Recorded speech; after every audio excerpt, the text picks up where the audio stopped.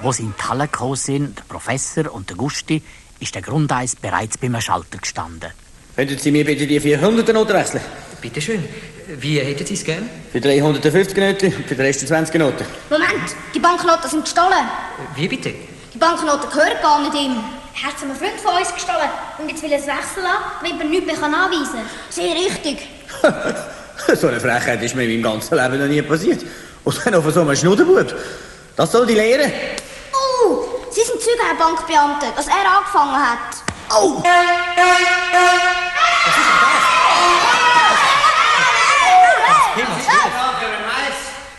Was ist los, Herr Losli? Ja, die Buben behaupten, der Herr hat die Banknoten, die 400er, die er gerade hat wechseln lassen, die hat er einen von ihnen gestohlen. Sehr richtig. Ja, mir hat er es gestohlen. Excuse vielmal, dass ich mich einmische. Aber ich bin auch mit der Beklaute. So. Im Zug ist es passiert. Gestern, weil ich leider für das Moment Leitpaus bin. Ja, kannst du das beweisen? Natürlich kann er das nicht beweisen, Herr Direktor.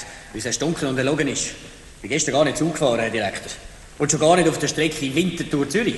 Moment mal, der Bub hat gar nicht gesagt, auf welcher Strecke das er gefahren ist. Eben, er weiss es, weil er es war. Sehr richtig. Einfach verschnappt, Juri! Aber Herr Direktor... Ich bin nicht Direktor, ich bin Filialleiter. Herr Filialdirektor, Sie werden doch nicht einen unbescholtenen Bürger verdächtigen. Was will ein paar Schnudden Was Sie da sagen? Die haben mich schon vorher angepöbelt auf der Straße raus. Darum habe ich gewusst, dass der sogenannte Diebstahl auf der Strecke von Baumann über Winterthur auf Zürich soll passiert sein. Ja, was machen wir da? Hast du sonst noch irgendeinen Beweis? Natürlich nicht. Wir sind ja allein im Coupé. Sonst hätte er mir ja nicht mucken können. Moment. Zuerst sind noch eine Frau und ein Herr ein Stück weit mitgefahren. Die Frau heisst Frau Jakob. Und wohnt tut sie in Zona. Also, wenn die Frau Jakob bestätigen sollte, was der Bub behauptet, dann müssten Sie natürlich schon nachweisen, dass Sie nicht in dem Zug sind, Herr... wie ist Ihr Name? Grundeis heisst er. Eine Verwechslung. Hast schon lange gedacht. Eine Ähnlichkeit mit jemand anderem. Ich heisse nicht Grundeis. Ich heisse Mattmüller. So ein Lug. Im Zug haben sie gesagt Grundeis. Wir sind seit einer Woche in Zürich. Hotel Bernina. Das Hotel stimmt.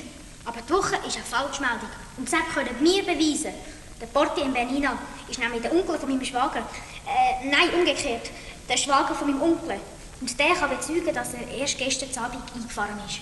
Ja, dann müssen wir natürlich das überprüfen. Aber, gell, Bub, auch wenn der Herr tatsächlich im gleichen Zug war. So bist er aber auch. Auch dann wäre das natürlich noch kein Beweis, dass er dich bestohlen hat. Wie soll ich denn das beweisen? Hast du dir zufällig Nummern notiert von diesen 100er Noten? Ja, nein. Das macht doch niemand. Haben die schon mal jemanden gesehen, der sich die Nummern notiert von Banknoten? Komm, bist ruhig, Bonnie. Ja, oder hast du irgendein Zeichen gemacht auf die Noten? Ich meine, ein Kreuzchen oder so etwas. Hey, nein, Moment, halt. Ich habe es mit einer Nadel am Jobenfutter angenödelt. Die müssen alle ein Löchchen haben. Aha, schauen Sie mal los. Ja, ich sehe nichts. Doch, da, Micke. Da ist ein Löchchen. Ja, ganz deutlich. Ja, und da auch. Ja, und da auch, ja, auf jeder Note. Tatsache. Hurra, Sieg! Und da ist die Nadel. Was ist ein Beweisstück? Ihr Seuchheimer. Hebden!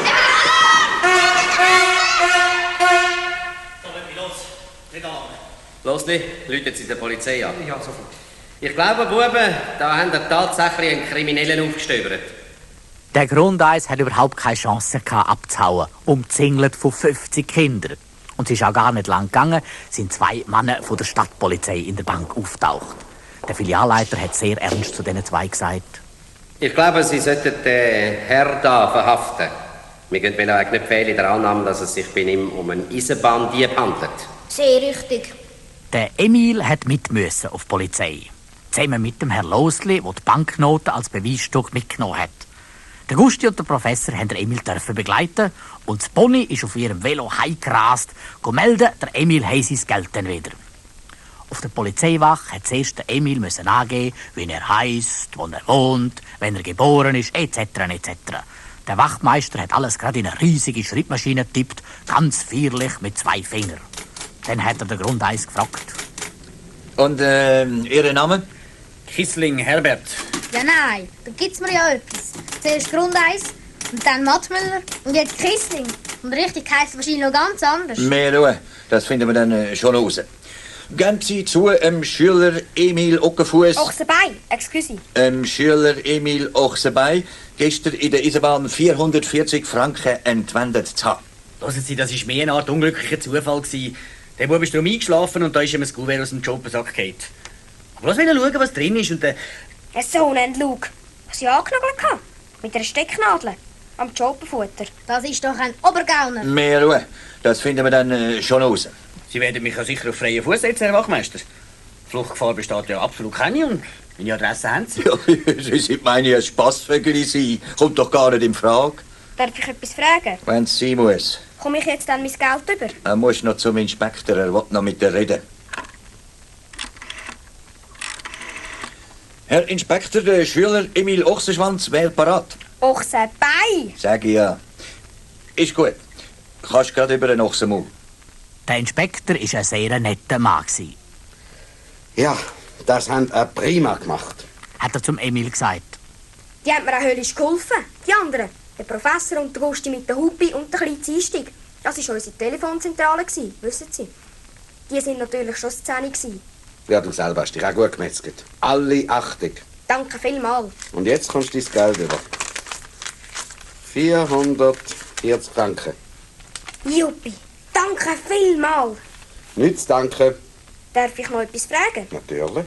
Was machen Sie jetzt mit dem Grundeis? Ja, der wird jetzt das erste Mal überprüft. Wir nehmen seine Fingerabdrücke. Wir schauen, ob wir seine Fotos bereits im Verbrecheralbum haben. Fragen auch bei der Interpol an, ob dort noch etwas gegen ihn vorliegt. Muss man auf alle Fälle noch die Adresse von deinen Verwandten zu Zürich anlassen. Wir müssen ja auch noch eine Aussage machen. Das nicht.